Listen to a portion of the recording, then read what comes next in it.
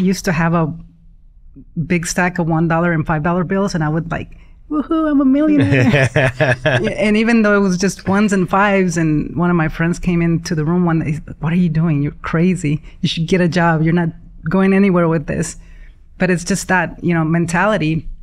I mean, starting out, I had to design my own labels, do my own website, cut my own labels, put them on containers. It was really a slow start up until a couple other mom and pop stores wanted it in town. One was a fish market. The other one was a meat company, retail. But how'd they discover you? I think I was calling local stores, but I got a lot of rejections. And I think the sell point was, hey, I won the contest at the Capital Market. You want to try these products?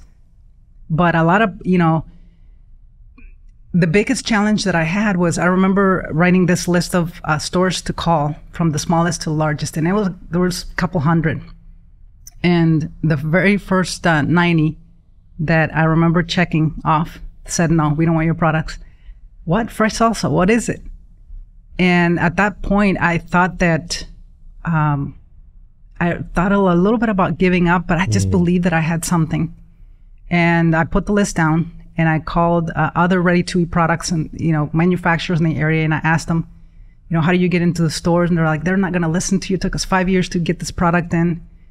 And all these things were happening, but I decided, you know what? This is scary. I'd never picked up the phone like I did and called people. It was so, I was so scared. And I decided that the next day to take that list and turn it upside down.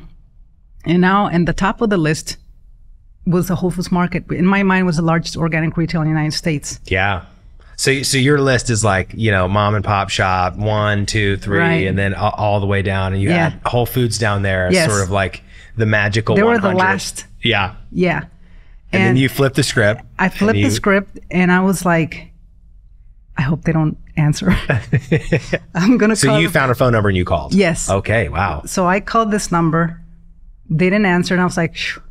Hey, my name is Maria Magdalena de la Cruz Garcia. I have an awesome pico de gallo de salsa. I think you guys would love it. Yeah. Hang up.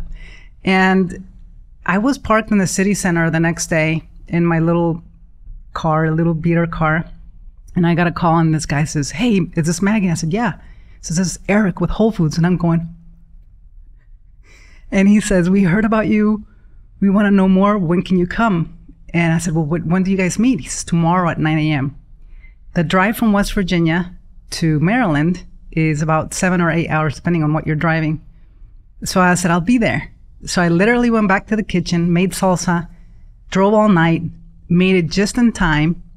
And I remember walking to that distribution. This is the Mid-Atlantic Distribution Center for Whole Foods. Wow. And I had a little skirt, little heels, my boxes of salsa with chips on top.